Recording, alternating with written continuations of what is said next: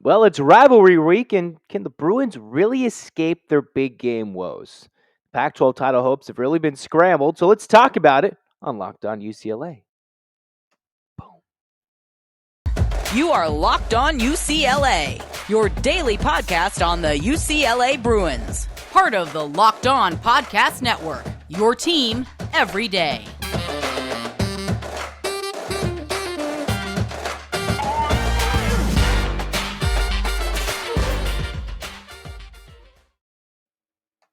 Hey, everybody, it's your favorite host. It's Zach Anderson-Yoxsimer. This is Locked On UCLA. Thanks for making it your first listen each and every day. It's free wherever you get your podcasts, and it's free on YouTube. Like, comment, and subscribe. Thanks for your support. This episode is brought to you by LinkedIn Jobs. They help you find the qualified candidates you want to talk to faster. Post your job for free at linkedin.com/lockedoncollege. That's linkedin.com/lockedoncollege to post your job for free. Terms and conditions apply. As I teased in this episode, UCLA, they've struggled with big game woes. And no, while big games do not technically consider Arizona with your path in front of you, that considered botching your opportunity. We'll get to that later. UCLA with big games. What do I mean? Well, coming into this week, everybody was wondering with all the attendance jokes and how many people are going to show up to the UCLA SE game, how many tarps will be let off be taken down the Rose Bowl. And the question is, it was answered. UCLA, it's been a couple days since it's actually happened, but announced that UCLA would remove 4 of their sponsored tarps, have the UCLA ones that say UCLA in the end zone for a max capacity of technically 70,865. And then after that announcement, it turned into UCLA actually selling out the Rose Bowl technically with available seating. And with a almost max student section, quote unquote, turnout, because technically you can be a student and not sit in the student section, the Bruins will be bringing approximately 16,700 students to this game, the largest ever reported for a student section for a UCLA football home game, largest ever from reports. So UCLA has gone through and sold out the UCLA SC game, which I would have expected was going to have the biggest crowd. We all could have expected this. Very easy to decipher. And then I started to wonder, when was the last time UCLA had a big game with this many fans in attendance? And especially being in California and with COVID, and we're not going to get into the real depths of it. It's been a long time since UCLA's actually, or even SC for that matter, has hosted a crowd with this many people. Funny enough, I did some digging. And yes, you can go within a couple thousand, yes, like the LSU game from last year. But my real question is, with UCLA opening up 70,000 seats, approximately at the Rose Bowl, when was the last time UCLA played a football game, whether it be at home or on the road, that had 70,000 people in attendance reported? Nowadays, in modern times, we have based on box office seats sold, not exactly who shows up. But still, if you're buying 70,000 of the seats, it is what it is. So I did some digging. UCLA last year, in all their games, even the LSU game included, did not have 70,000 seats sold at any game they went to. They, including the LSU game, had a max, I believe, of 68,000, and the Bruins won that game. But for our intents and purposes in this episode, it is simply based upon 70,000. So the LSU game from last year does not count. So I did some more digging. Well, 2020, that's not going to do anything. All right. 2019, I went back to 2019. Were there any games with UCLA's schedule that had over 70,000 for the Bruins? If you remember in 2019 with Chip Kelly in his second year, Bruins were 4-8. They weren't hosting anybody that would have gotten 70,000, right? Well, no. UCLA back in September 14th with Jalen Hurts and the Oklahoma Sooners, led, of course, with Lincoln Riley and company, then a top team with Oklahoma in that back-to-back series in 18-19. The Bruins hosted the Oklahoma Sooners and got an attendance figure of 52,000 technically on Troy Aikman coin giveaway. And with how UCLA started that year, wasn't exactly surprising. Despite the big opponent coming in, the Bruins didn't fill out the Rose Bowl. In 2019, when they played SC, UCLA and SC did not fill up the Coliseum anywhere near 70,000, just like they did last year. So here we are looking back at UCLA's schedule. Maybe it would have been a little different during COVID, but we'll never know, what that schedule would have lined up to be. But through 2020, and 2019, UCLA had not played a single game with an attendance at home or on the road of 70,000. So I did some more digging back to 2018. And who was on the UCLA schedule back in 2018? Well, Oklahoma was, of course, on that schedule. And where did UCLA go? They went to Norman, played at Oklahoma Memorial Stadium, and against a top 5 Oklahoma team that year with Kyler Murray and a very young DTR in the first year of UCLA's Chip Kelly era, the Bruins found themselves on the wrong end of a decision against Oklahoma. 49-21, where they actually led for a brief moment in that Sooners game with DTR getting the start because of Wilton Spate getting hurt against Cincinnati. So you have to go back almost more than 4 years and close to 3 months, 2 months technically, closer to 3, where UCLA played a game with over 70,000 fans in attendance. And that was the Oklahoma game at Memorial Stadium in Norman, with 86,000 reportedly attending that game between the Bruins and the Sooners. So I know we've talked about on this podcast about how the Bruins haven't had too many big games, that Utah game being a big one. Bruins passed that test. Against Oregon, not so much, although they can only hold so many in Autzen, cramming in just under 60,000 in Eugene. So a big game with an opportunity against a big name non-conference opponent with fans in attendance is what we're diving in on. So UCLA, it's been 4 years 4 years plus since they've even played a game with over 70,000 people in attendance. In 2022, the Bruins haven't even played a game, technically speaking, with Oregon falling just a bit short because of how many fans they can seat in Autzen. They were at 59,000. UCLA hasn't played a game this year, technically, with 60,000 people in attendance. And here we are with UCLA's biggest game of the season. Could have been even bigger, but now they need some help with a reported sellout, self-made, of course, of 70,000 plus for the Bruins against USC, which was easily going to be the game where UCLA would have closer to a sellout, now a man-made sellout, and 70,000 plus. There's no question.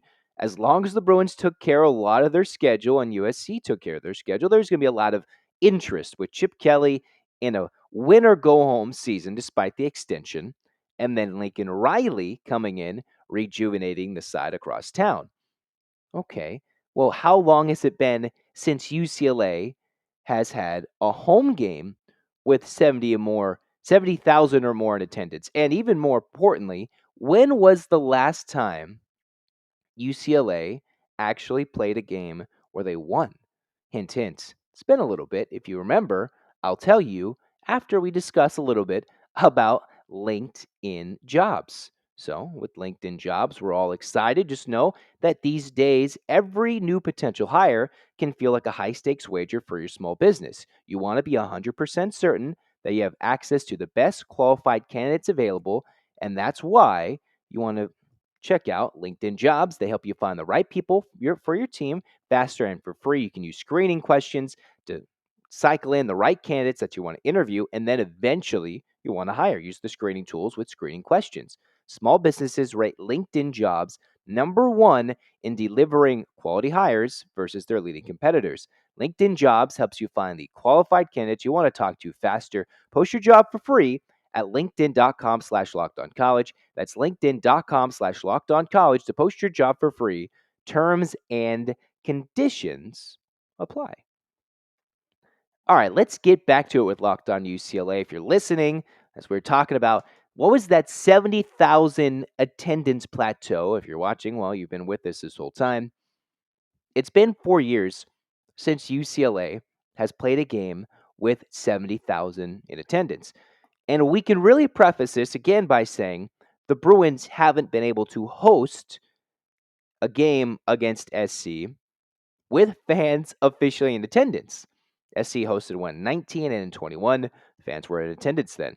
UCLA's 2020 game, as exciting as that would have been, still, it was during COVID in late 2020 in December. Kind of remembering days of old when the Bruins and Trojans used to play back in December before the college football season got condensed from quote unquote championship week. So the Bruins, through 2018, hadn't played a game in over 4 years that included 70,000 people in attendance. Haven't hosted one with over 70,000 people in attendance since 2016. They did play a game in 2017 at SC, a close back and forth game. One of Rosen's last games for UCLA, and the Bruins lost that one to SC, unfortunately, 28-23, when the Bruins were fighting for bowl eligibility and looking to ruin SC season. Didn't do that one in the Coliseum. So you have to go back to November 19th of 2016. November 19th of 2016.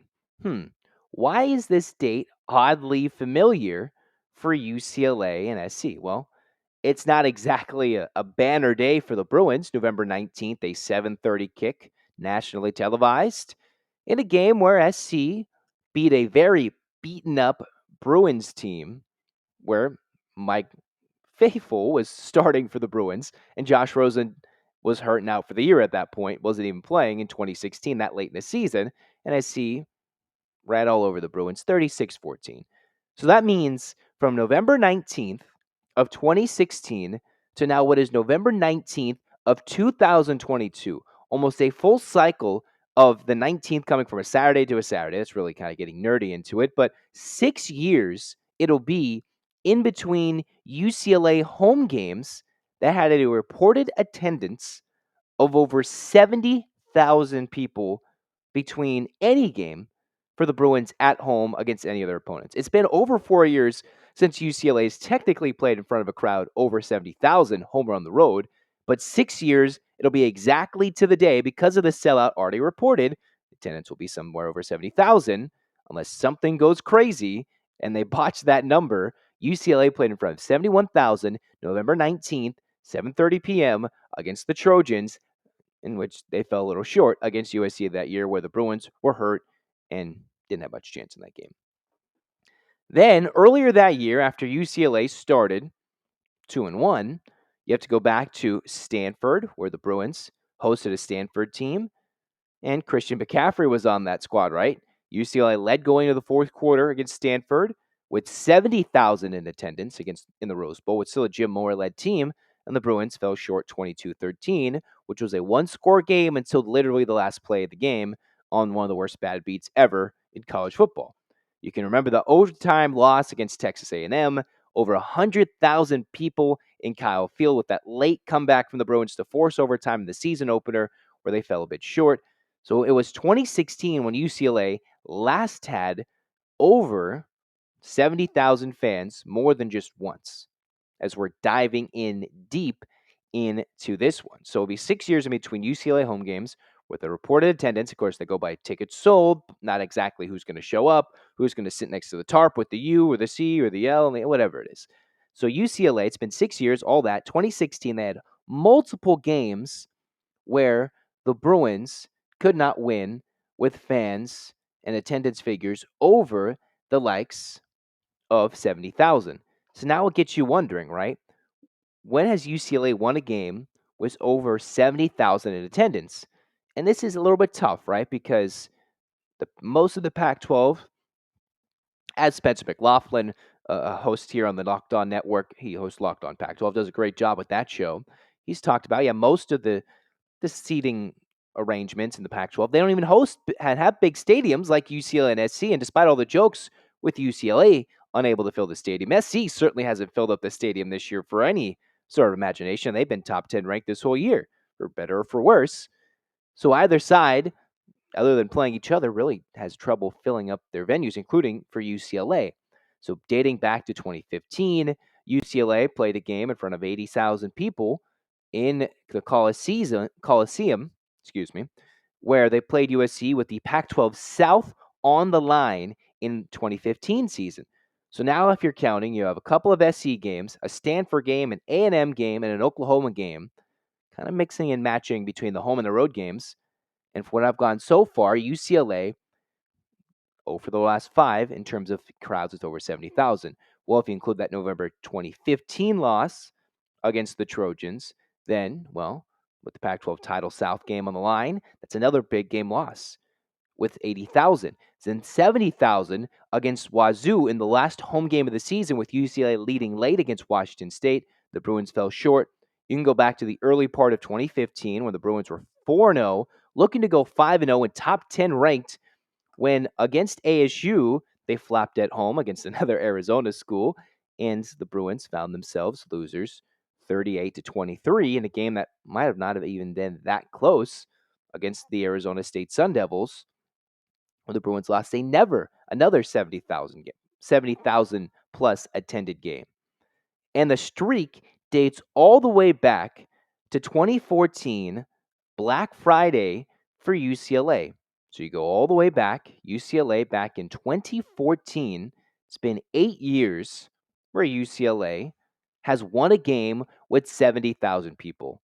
And well, who is it against? USC. November 22nd, where they beat the Trojans 38-20 in the midst of Moore's run, beating USC 3 years in a row. 2012, the epic rain game, 13 in the Coliseum, and 14 in what started as a kind of back and forth entertaining game, and the Bruins then pulling it away and winning big against USC 38-20. Take the driver's seat, dominate in the midst of a 5-game winning streak after a mid-season 2-game losing streak, put themselves in the driver's seat to maybe, as a 2-loss team in the first year of the college football playoff, maybe make a New Year's Six bowl, a college football playoff game, the Rose Bowl, whatever it may be.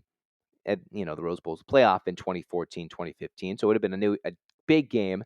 They beat USC in front of how many people, dare you say? It was 82,000 in November 2014, where the Bruins beat the Trojans with Pac-12 title hopes on the line. Well, with all they had to do was win on a Black Friday game against Stanford, November 28th, against the Cardinal at home in the middle of the day. I remember this game vividly. Crushed my soul in the Rose Bowl. UCLA loses to Stanford in front of 70,000 people, where they actually led 10-7 and got outscored the rest of the game and lost 31-10, where all they had to do was win to make it to the Pac-12 title game and get a rematch against Oregon with the Pac-12 championship on the line, which would have been their second meeting of the year. Well, what happened this year? UCLA had a chance to beat Arizona with the path clearly open in front of them to win out and make it to the Pac-12 title game without any help. They got the help, and now the Bruins need more help. So UCLA, in their last 9 chances when it comes to big games with big crowds, and while there's big important games like the Utah game where the Bruins passed the test and they beat LSU last year, right? UCLA found themselves on the wrong end of all these games where the crowd showed up, and largely with them at home. In recent times, it's been on the road, but for UCLA, their last 5 times when they've been able to bring a crowd of 70,000, it's been an 8-year drought and an 8-year decline, because when the fans have shown up, the Bruins unfortunately have not. It comes back to the Black Friday curse, where UCLA, all they do is beat a lowly Stanford team that year, where if they beat the Cardinal, they could have gone on and made it to the Pac-12 title game against Stanford, where they very well could have and should have made it to the Pac-12 title game in 2014. So it dates back to their win against SC. They won in November 22nd, 8 years ago. The last time UCLA, in front of a crowd of 70,000 or more, won a big game with big fans and big implications, as they flopped the next week. This year, with the Pac-12 title berth, the path on the line against Arizona, the Bruins, now with the big crowd, didn't flop, but now they need some help. And how do they get some help? Well, we tell you, but after we tell you about how BetOnline works, because If you were a betting favorite, you would have thought UCLA could have taken care of business against Arizona, right? Big 3 touchdown favorites. Again, whatever it may be. Now the Bruins are underdogs at home against USC and needing a lot of help. They're not the betting odd favorites now with all they need to get to the Pac-12, which we'll get to, as BetOnline is your number one source for sports betting information, stats, news, and analysis. Get the latest odds and trends for every professional amateur league out there. Football, basketball, soccer, esports, they've got it with BetOnline. If you love podcasts, they've got great in-depth podcast analysis about betting, and you're getting your betting fix. They've got the fastest and easiest way to get your betting fix with BetOnline. Head to the website or use your mobile device to learn more. BetOnline, where the game starts. All right, so you may be wondering why it's been so long since UCLA has won a game with a vast amount of importance with a lot of fans. So thus they have a big chance to not only one, win and keep themselves alive for a Pac-12 title berth, two, ruin SC's late season surge to a potential Pac-12 title berth. And despite all the hope of where maybe it could have been UCLA SC at the end of the season in the Pac 12 championship game for a second time in the same season, with the divisionless Pac 12 title game, it's not the case.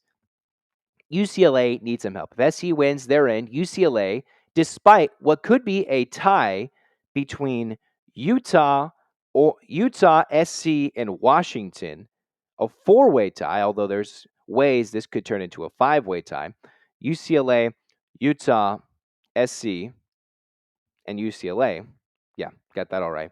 Utah, SC, Washington, UCLA. Those four teams. If they all tie, despite having the tiebreaker with the USC and an Oregon, despite having the tiebreaker, UCLA could find, with the head-to-head tiebreaker, could fall short. So let's explain it, because even I'm having my head being scratched around. If you've read it, we're going to refresh your memory, because UCLA needs a bit of help. It can happen, but it starts with UCLA winning. And I just wanted to point out that if this was a year with the divisions in the North and the South for the Pac 12, if this was a year with the divisions, it would be so much simpler. It would be Oregon and Washington, USC, Utah, and UCLA.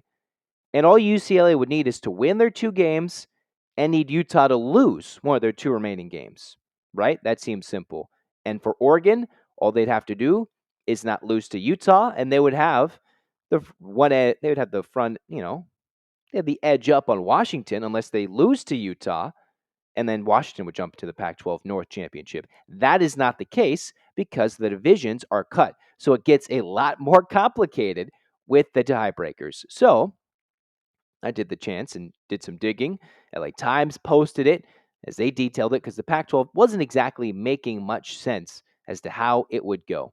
So, first things first, UCLA needs to win against USC and Cal. You get the tiebreaker against USC or some form of a tiebreaker. You beat SC, knock them out, which is very doable. And then you beat Cal on the road on Black Friday to avenge everything. However it shakes out, UCLA then needs Washington to lose to either Colorado. You never know. You never know. If you remember, in 2011, Colorado beat Utah, and that allowed UCLA to get into the Pac 12 title game. So Colorado has been a friend before. Realistically, Washington then goes in their regular season finale on the road to Pullman to play Washington State, who, mind you, is 6-4, bowl eligible, had Oregon on the ropes in the fourth quarter at Martin Stadium, and they're bowl eligible in the Apple Cup. A very winnable and losable game for Washington on the road. So it can happen. UCLA needs 2 wins, and they need a Washington loss. Plus, those are the 2 things they need to have happen first for anything to play in. Yes, a win, and a Washington loss in one of their last 2 games to help figure things out. And that's just to even get the Hail Mary shot going. Maybe not exactly a Hail Mary, but they need that. Then it would have initially needed if Oregon hadn't lost to Washington and UCLA hadn't lost to Arizona, then Oregon would have needed to beat Utah to really give UCLA a good shot because it would have been a 3-team tiebreaker. Now, with more teams potentially tied, then it gets a little bit more troubling because UCLA needs to beat USC and Cal because, one, the Bruins would have 2 losses because they got 2 losses, and now they need SC to get that second loss, and they need Utah to get that second loss, which they do not have at the moment. And either Oregon or Utah are currently above them with 1 loss ahead of USC, while the Bruins are tied with Washington. And despite UCLA beating Washington and both having 2 losses in the next 2 weeks, that's not what's going to help out because not everybody's played Washington. I know it's weird, it's funky, and with the way the standings read at the moment, let's go over it again. SC atop 7-1, Oregon 6-1, Utah 6-1, UCLA 5-2, Washington 5-2. All 5 teams could tie, and that's not going to look really pretty for UCLA. That's not what's going to get the job done. So again, UCLA needs 2 wins, a Washington loss, and regardless of who wins between Oregon or Utah, then it depends. It goes based on however it works. Because UCLA lost to Arizona, that's really hurting them. Of all the teams they could have lost to, the Arizona loss was arguably the most crushing. So how does it work? They can survive both multi-team tiebreakers that includes Utah or Oregon, but this is how it goes. They need 2 wins, a loss from Washington, and they'll either need Utah to go 2-0 or Oregon to go 2-0. Okay, so the Utah-Oregon game is important. Whoever wins that game needs to win their last regular season game. UCLA needs to win their last 2 regular season games, and they need Washington to lose, preferably in the Apple Cup, maybe in the Colorado game. Either one of those, and that's the combination. But if Oregon and Utah, if either one wins that game against each other this weekend, whoever loses, they need to lose. And then whoever, so this is how it goes. UCLA 2 wins. Washington needs to lose. Oregon or Utah, whoever wins that game needs to win the regular season finale. Or they need to lose the regular season finale, and the loser of the Oregon Utah game needs to also lose their regular season finale.